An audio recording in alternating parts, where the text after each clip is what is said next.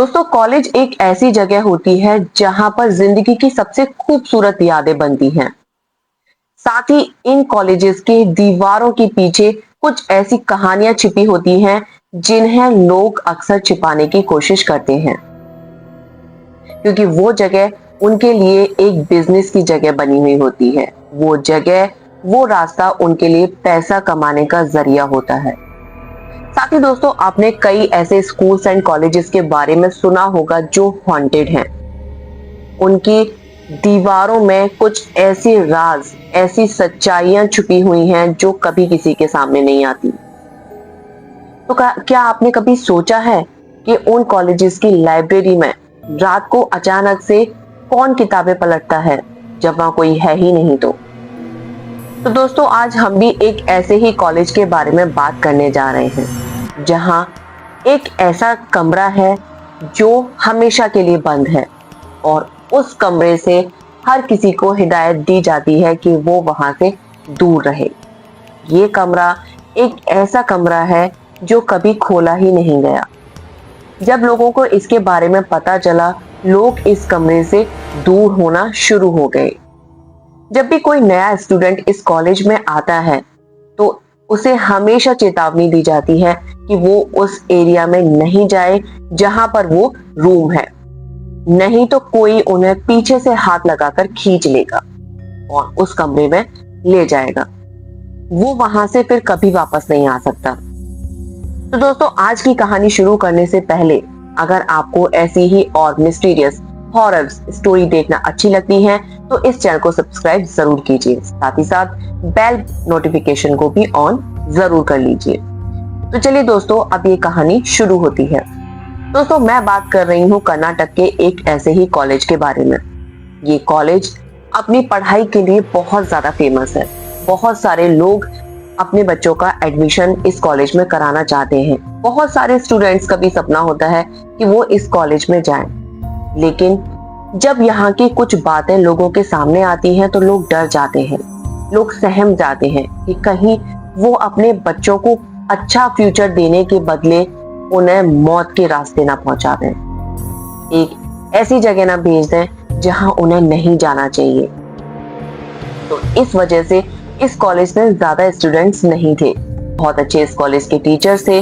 Building भी जो इस कॉलेज की थी वो काफी कई सालों वर्षों पहले की बनी हुई थी। वो इतनी ज्यादा पुरानी थी, लेकिन वीक वो बिल्कुल भी नहीं थी। जैसे बोला जाता है ना कि ये जो बिल्डिंग है ये जर्जर हालत में है, ये कभी भी गिर सकती है, ऐसी उसकी हालत नहीं थी। वो बहुत अच्छी बनी हुई थी, लेकिन हाँ, बहुत पुरानी थी। जितनी वो पुरानी बिल्डिंग थी उससे अनुमान लगाया जाता था। साथ ही साथ बहुत सारे लोग ये भी कहते थे कि ये जो है एक राजा का महल हुआ करता था। बाद में किसी कारण की वजह से इसे कॉलेज बना दिया गया। लेकिन इस कॉलेज में जो एक कमरा था वो कॉलेज के बीचों बीच था। वो जगह एक ऐसी थी जहां से लोगों का अक्सर निकलना होता था। एक ऐसा रास्ता जो हर किसी के लिए कॉमन था, और इसी रास्ते के बीच में था एक रूम। एक ऐसा रूम जिस पर हमेशा ताला लगा रहता था।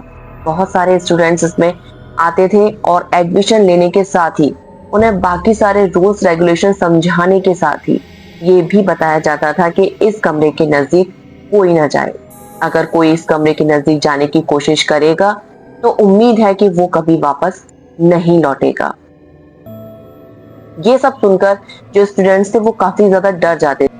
लेकिन दोस्तों, बहुत सारे स्टूडेंट्स ऐसे होते हैं जिनके अंदर ना बहुत ज्यादा क्यूरियोसिटी होती है उस चीज के बारे में जानने की कि आखिर हमें इस चीज से क्यों रोका जा रहा है, ऐसा क्या है इस कमरे के अंदर। ऐसे ही 2-3 स्टूडेंट्स थे जिन्होंने उस कमरे के आसपास जाने का सोचा। जैसे ही वो लोग उस कमरे के आसपास गए, उन्हें महसूस हुआ कि पीछे से कोई उन्हें आवाज लगा रहा है। लेकिन जैसे उन्होंने पीछे पलट कर देखा तो कोई नहीं था। और उसी रात को उनके साथ ऐसी बहुत सारी चीजें हुई जो कि सीधा उनकी फिजिकल और मेंटल हेल्थ पर असर डाला।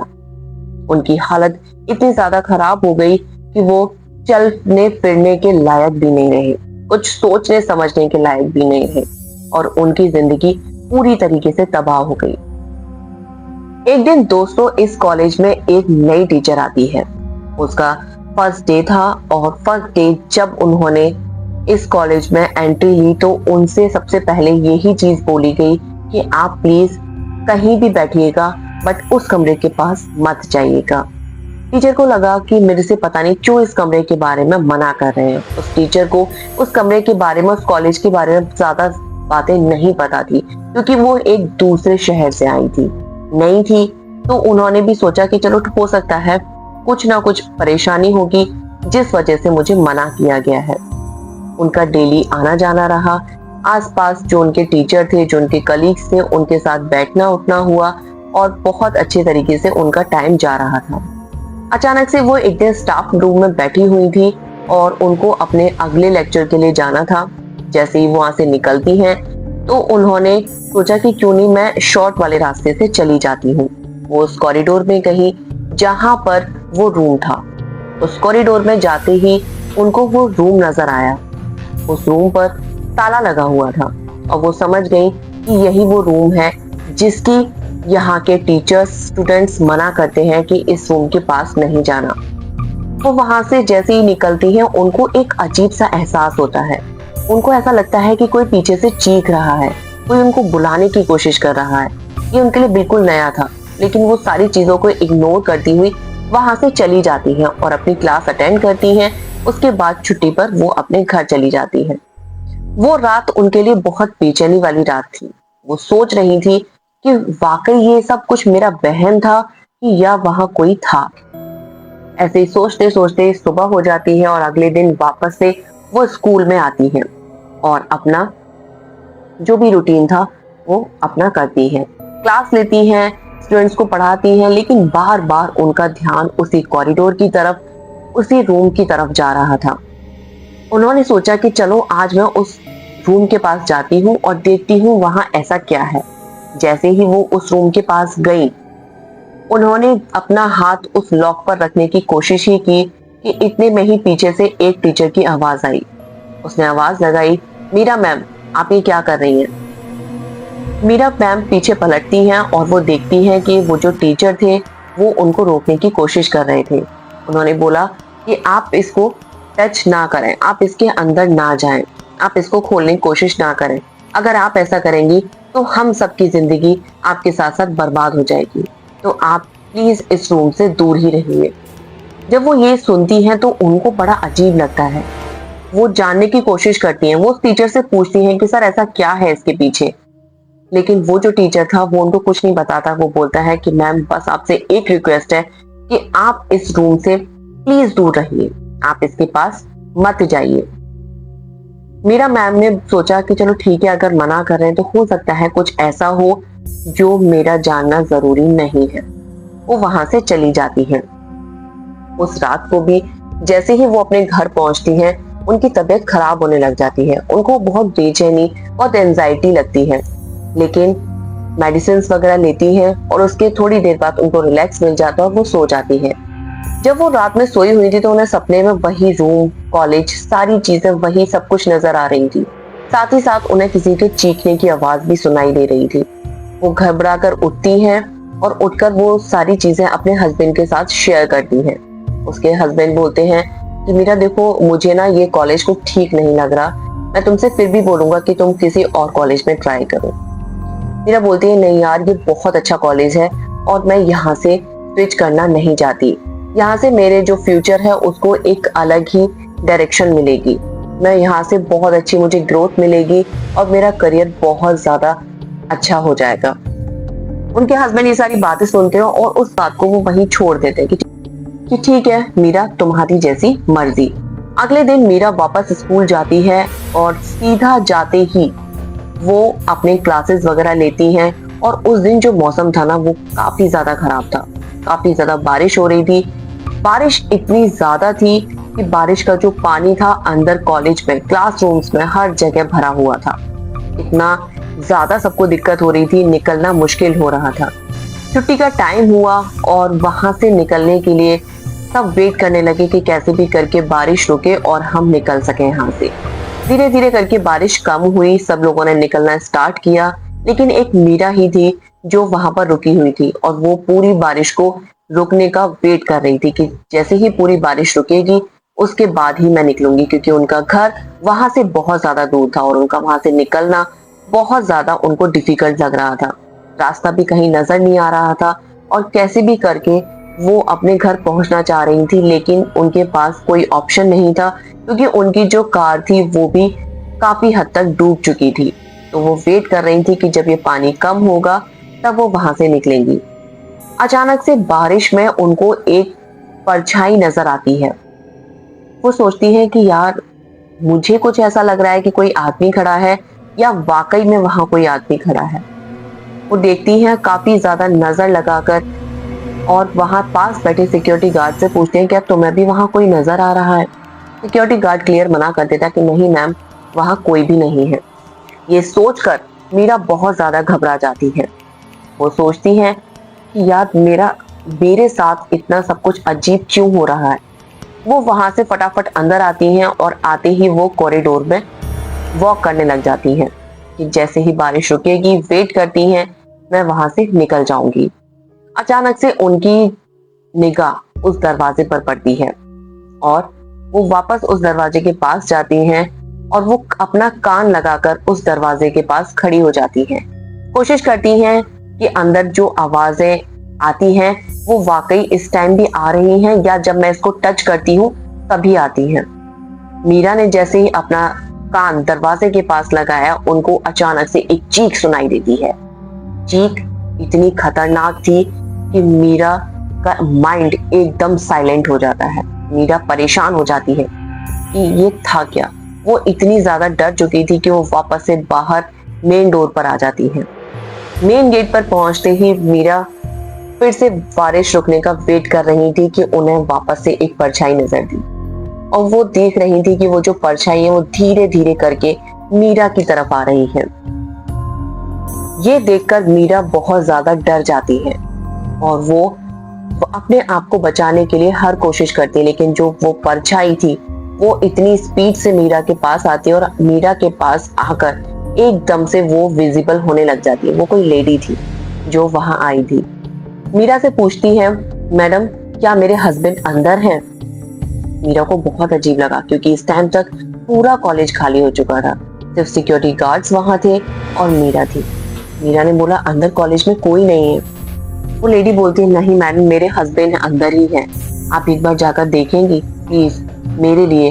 वो अभी तक घर नहीं पहुंचे थे, मुझे बहुत ज्यादा परेशानी हो रही थी, मैं बहुत ज्यादा परेशान हो रही थी कि वो अभी तक घर क्यों नहीं आए हैं। मैं कब से उनका फोन ट्राई कर रही हूँ लेकिन वो अंदर नहीं आए हैं।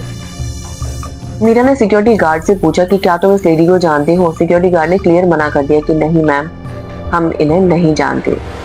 लेकिन उस लेडी ने जो अपने हस्बैंड का नाम बताया वो उस कॉलेज में एक पियोन था। सिक्योरिटी गार्ड बोलते हैं, हाँ मैम, हमारे कॉलेज में इस नाम का एक पियोन है, उसकी शादी भी हो रखी है। अब ये हम कंफर्म नहीं बता सकते कि उसकी वाइफ ही ये है या नहीं। वो जो लेडी थी वो सबको नजर आ रही थी।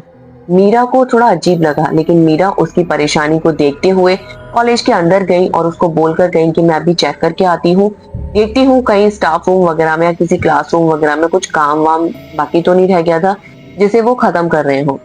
मीरा अंदर जाती है, पूरा कॉलेज देखती है, लेकिन उसे कहीं भी रघु नजर नहीं आता। मीरा वापस से बाहर आती है और उस लेडी को आकर मना कर देती है कि जी आपके हस्बैंड अंदर नहीं है। वो लेडी जिद करती है कि मैम क्या मैं अंदर जाकर खुद देख सकती हूँ। मीरा बोलती है कि यार, ऐसे ही मैं किसी को अननोन लेडी को अंदर नहीं भेज सकती।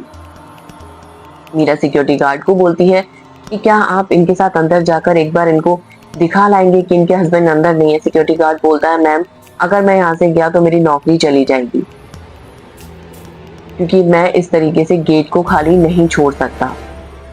मीरा ने बोला, ठीक है तुम अपना काम करो, मैं इनको लेकर जाती हूँ। मीरा उस लेडी को अपने साथ अंदर लेकर गई और अंदर जाकर एक एक रूम उस लेडी को चेक कराया और फाइनली वो उस रूम के पास पहुंच चुकी थी जो रूम बंद था।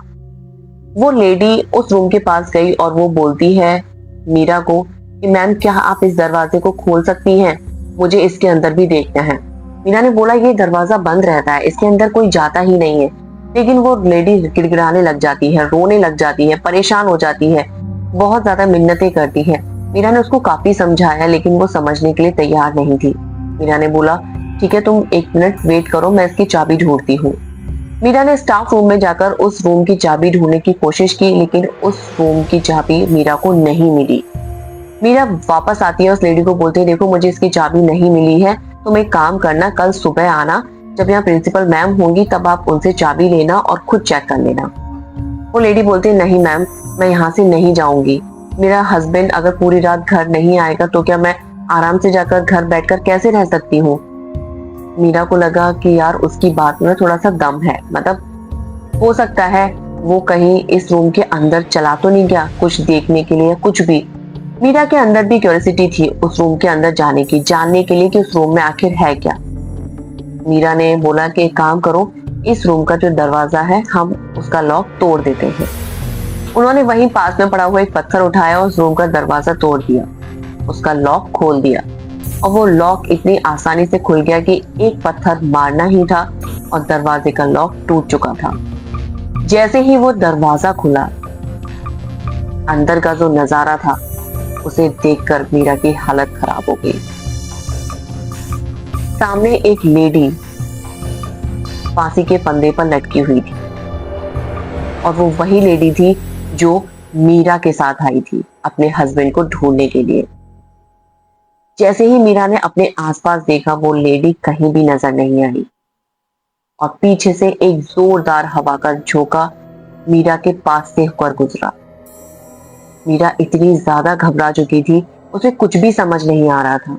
और वो सामने जो लेडी थी, कभी मीरा को कहीं पर लटकी हुई नजर आए, कभी कहीं, कभी उसके पास, कभी उसके गालों को टच करती, कभी एक हवा का झोंका आता। मीरा इतनी ज्यादा परेशान हो गई थी और वो वहीं बेहोश होकर गिर पड़ी और वो दरवाजा हमेशा के लिए खुल गया।